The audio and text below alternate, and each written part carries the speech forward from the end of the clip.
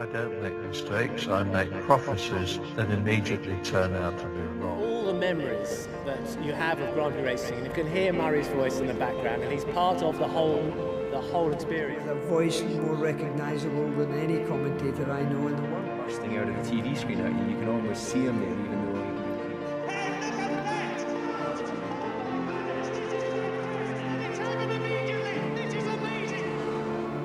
In the business of motorsport commentary, there is arguably not a single person who's had a bigger impact on the industry than this man, Murray Walker. Whether you want to pick out his 5-decade-long career, his excitable charisma, his habit of saying the wrong thing, or just his enthusiasm, there is no other commentator that has a legacy like his. The unbridled joy he would always show was infectious, an excellent storyteller. He could bring you to the edge of your seat even during the Monaco Grand Prix. His story is a fascinating one, so today we're going to tell it.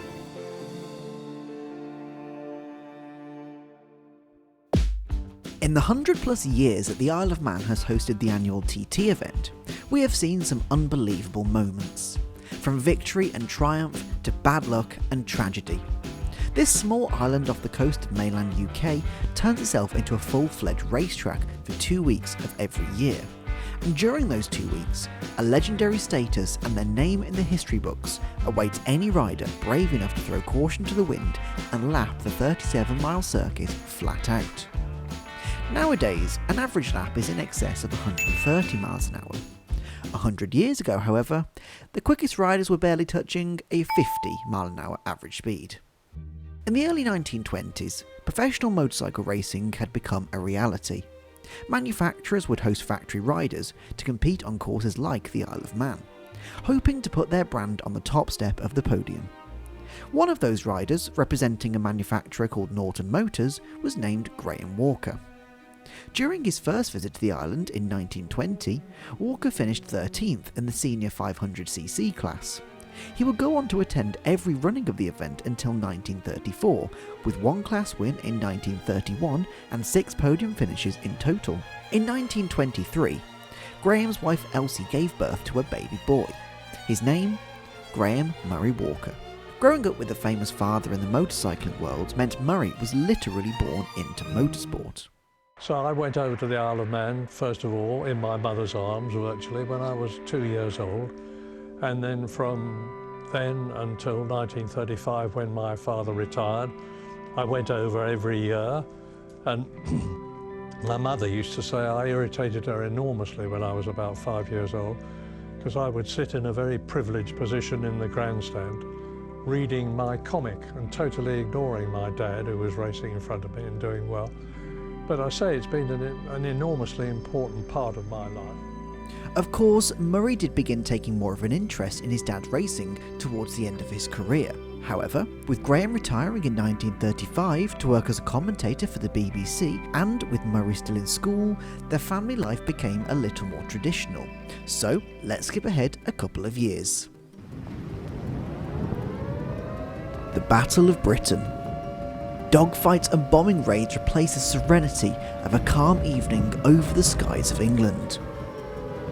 Bombs began falling on London, and during that time, Murray was enrolled in Highgate School, which, no matter how you look at it, would be right in the prime target area for German attacks. Fortunately, children started being evacuated from London, and Murray moved to Devon to see out the remainder of his education. Shortly after leaving school, Murray was called upon for military service and volunteered for tanks, eventually joining the 4th Armoured Brigade. In April of 1944, he was given the title of 2nd Lieutenant and was eventually deployed to Europe 10 months later.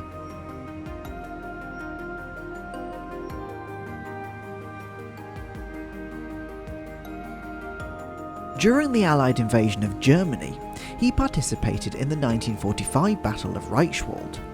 Also known as Operation Veritable, the battle was the northern part of a pincer movement to break the German blockade. Predominantly fought in the Reichswald forest, the battle lasted a little over a month, and Murray's brigade was the first to cross the River Rhine into Germany. With a total of 15,000 Allied soldiers and 44,000 German soldiers lost in the combat, it was a heavy toll for both sides. Following the battle, Murray would take no further major part in the war, having done his bit to help the Allies break into Germany. He was eventually discharged from the army in 1946.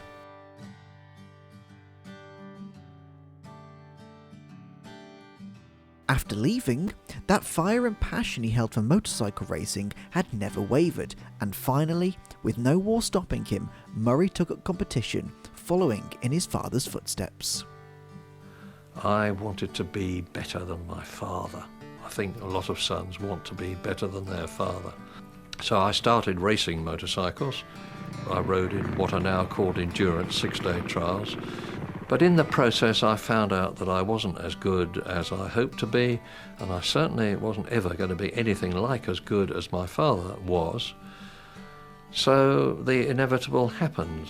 In life, those that can, do, and those that can't, talk about it. My father was going to be doing commentary on a combined cars and motorcycle event at Shelsley Walsh, and he couldn't do it. So they switched the chap who was going to be doing the public address to do the BBC broadcast. The Midland Automobile Club said to my father, "You got us into this fix, now get us out of it. Who can do the public address for us?" And he said, "Well, why don't you give the boy a go? It can't do any harm and it might do some good." Now, the way you do a public address commentary at a hill climb, all the spectators are there. They can see what you're talking about. You have to give them fairly basic information. But I decided I was going to expose them to my view of how a radio commentary could be done. And Jim Pestridge heard it and was impressed enough to give me an audition, and the audition worked. So Murray had become a BBC commentator, and in those early days, he was part of a commentary duo with none other than his father, Graham Walker. Unfortunately, this irregular work would only appear on weekends, so for weekdays, he had to find something else to keep him busy. Opal fruits made to make your mouth water. This was fun, but all the while I was juggling 2 jobs. Commentating was a hobby, and my proper job was still in advertising. Throughout the majority of his commentary career, Murray held a full-time job in the advertising industry. He actually began his advertising career shortly after leaving the army, and it wasn't until the early 1980s that he left the day job to work full-time as a commentator. I was young and I had the stamina, and because I loved doing both things, I had a fabulous job. The advertising suited me perfectly. The accounts that I looked after were Mars Confectionery, Pet Foods, which was a sister company of theirs, Dunlop Tires, electricity. I'm traditionally associated with a Mars a day helps you work, rest and play. But I didn't think of that slogan. If I had, I would be very pleased. His career in advertising spanned from the late 1940s right up until the early 80s, and it can be considered a very successful career in itself. But once he left the office on a Friday, his brain would switch to motorsport. For a few decades, Murray Walker commentated on pretty much any form of racing that involved an engine and some wheels. F1, Go, go, go! touring cars, On the left, Mazda on the right, Vauxhall in the middle. motorcycles, trials, you name it, Murray probably talked about it. He even once covered the World Weightlifting Championship, which you'd be hard-pressed to recognise as the iconic Murray Walker voice we all know. Very strong, has already had the best lift in the snatch, and again in the clean and jerk with 170. Of course, he also did some less serious commentaries, like the snooker sketch on the Clarkson Talk Show. And here we are, that's Ronnie O'Sullivan, and this man is absolutely sensational. He's using the special high-grip chalk on his cue, and that cue itself is a very high-tech piece of equipment. Now, watch him. Which ball is he going to hit? He's going to hit the white ball, and he's going to hit straight on the yellow ball, and back goes the cue, and slam! He's missed it! He's missed it! Fantastic! And you can't forget the legendary Pizza Hut advert with Damon Hill. It's go! And Damon Hill leads into the first bend! It's Hill! Murray, we're just out for a quiet pizza. Stop commentating. Hill orders a Pizza Hut pepperoni and cheese stuffed crust. It's... And here comes the pan! Jasper! It's a pizza, Murray. And Hill finishes second, again! He's lost it! He's out of control! So Murray would talk about anything. That said though, there was always one subject that he always adored just a little bit more than the rest. And no, it's not Formula One. The people associate me with car racing, but I lean over backwards all the time to say that I'm just as passionate, if not more passionate, about motorcycle racing. That's where I started. Despite his love for motorcycle racing, he was gaining popularity as the official BBC F1 commentator. But in those days, being an F1 commentator often meant going into a booth at a BBC studio and recording a voiceover for the highlights reel put together rather than travelling to the circuit. You see, until the late 1970s, Formula One was rarely broadcast live and certainly didn't have anywhere near the level of coverage we have nowadays. In fact, you'd be lucky to see a full race replay instead of a highlights reel. But all that changed in 1976. The world started to take notice of Formula One. What started out as arguably a rather dull season with Niki Lauda running away with the championship over James Hunt turned into the most infamous F1 season in history. Lauda's Ferrari lost control on a dry Nürburgring, causing a fire that badly burnt the Austrian. We all know the history of his remarkable comeback in Monza, but the most important piece of this story regarding Murray Walker is highlighted in this clip from the film Rush about the 1976 season. Well, the final chapter will unfold when we bring you extended coverage of this vital race. I've got to cancel the race. It's lethal out there. The race is going ahead. Television rights have been sold all around the world. The showdown between you and Niki is all anyone wants to see. With heavy rain continuing to fall here at Fuji, a decision has finally been made. The 1976 Japanese Grand Prix will go ahead. All drivers, your cars, please. The world was now interested in Formula One, and it was time to capitalise on that. Broadcasters ramped up the coverage. Murray began commentating full-time in 1978, and the BBC began full-time live coverage in 1979. Now into the 1980s, there was a problem. Murray was no longer alone in the commentary box. It was a rather strange pairing. The enthusiastic Walker was joined by someone who always had alcohol in the commentary box, and where Murray would remain professional, James would not. These normally aspirated engine cars are a very different kettle of fish to drive, he says. And all I can say to that is bullshit. Oddly, however, this unlikely duo was a hit amongst the fans. What started out with Murray thinking he was being replaced turned into an iconic pairing in the world of motorsport broadcasting. However, with two people who always had something to say, the BBC interestingly chose to only give them one microphone, so they couldn't talk over each other. This in itself became kind of an issue. Try and catch his eye, pass my hand in front of his face. That very rarely works. And then depending on how badly I want it, depends how hard I prod him, right? And then I don't necessarily get it. Brilliant start by the Austrian driver in the black Sauber. And then on this one occasion, James had something to say, and he's got his hand out, and eventually Murray's carrying on, and he's carrying on. James stands up, and he's just grabbed Murray by the scruff of the neck, and Murray has got the microphone in one hand, and he's brought his fist back to here. I was absolutely incandescent with rage at having my commentary interrupted, and I actually had my fist back to give him a fourpenny one, and I looked across the box and Mark Wilkin, the producer, was going.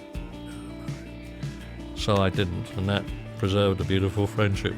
Now, by this point, Murray was in his 60s, and in 1982, after over 30 years in the industry, he announced his retirement. But not from commentary. No, he retired from advertising. He was no longer carefully planning the words he would broadcast, and that meant he made some mistakes. Knowing exactly where Nigel Mansell is because he can see him in his earphone. And Lacey is the man who is closest to the man in front of him at the present moment. 15 years since you bought McLaren, you've had some good times and you've had some bad times. What do you remember best? I don't remember buying McLaren. And then Irvine moving up from 10th maybe to 9th. I don't think he'll do better than that. over the line and remains in 7th position. The surprise leader is the West German veteran Reinhold Roth, riding a German. The 4 cars in the lead are both on a 2-stop strategy. All I can tell you at the moment is that David Coulthard keeps on accelerating and closing up to David Coulthard. Both the McLaren drivers are faster than their equivalents in the McLaren team at the moment. 3 lights, 4 lights, 5 laps.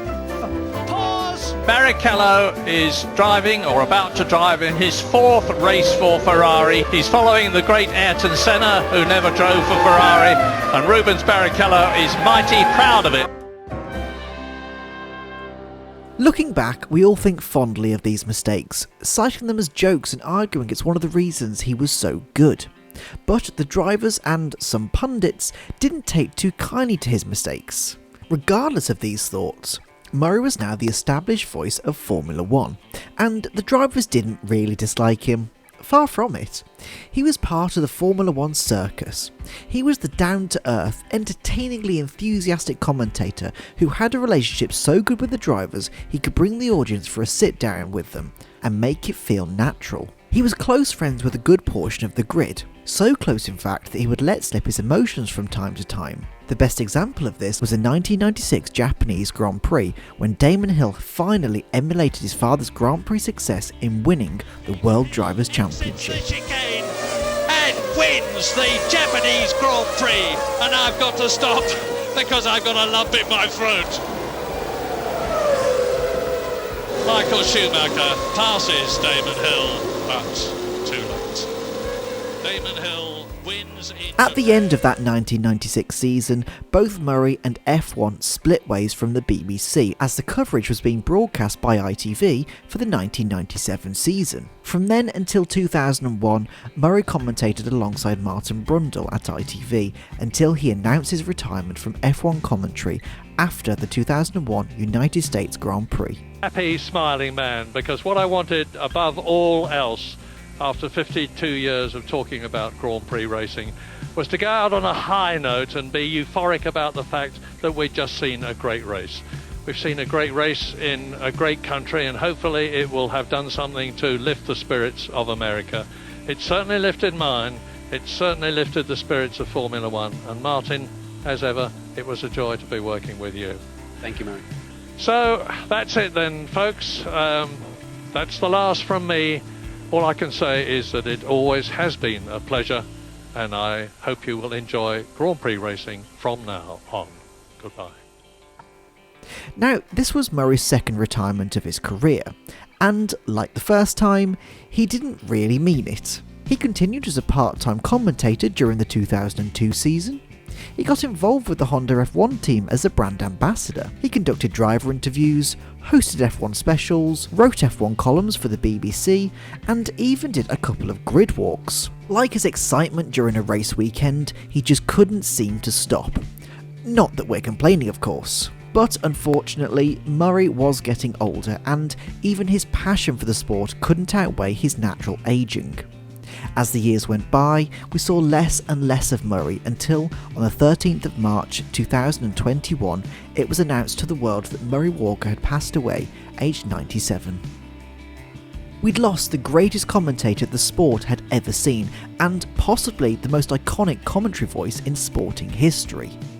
Tributes poured in over social media, people sharing stories of wholesome interactions, hilarious Murrayisms, or simply offering condolences to his loved ones. It cannot be understated the impact he had during his long and illustrious career. Murray is immortalised in the motorsport world. Between his commentary of Formula 1, touring cars, motorcycling, and however many more categories he covered, his voice is instantly recognisable to anyone with even the slightest interest or knowledge of motorsport. He resonates as an entirely humble man who just wanted to share with the world the subject that he himself was so passionate about. But his charisma, charm, infectious excitement, and lovable persona was the reason we all love him so much. He was the best commentator we have ever seen, and it's unlikely we'll ever see the likes of Murray again. Not only his enthusiasm, but his mistakes combined has created a legendary status in the eyes of many motorsport fans across the world. Whether it be getting choked up at Damon winning the championship, poking Nigel Mansell's head bump, or asking Bernie Ecclestone about a team he'd never even bought, he stands in the league of one. There are others, and there will be more, but Murray will remain in our hearts as the undisputed, the iconic, the one and only voice of Formula One.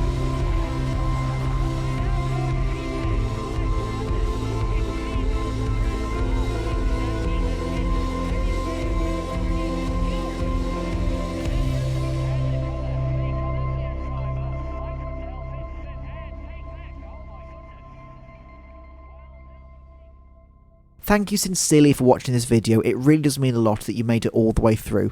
It took a long time to try and do Murray's legacy justice, and I really hope that I did. But as always, thank you very much for watching, and I will see you again in the next one.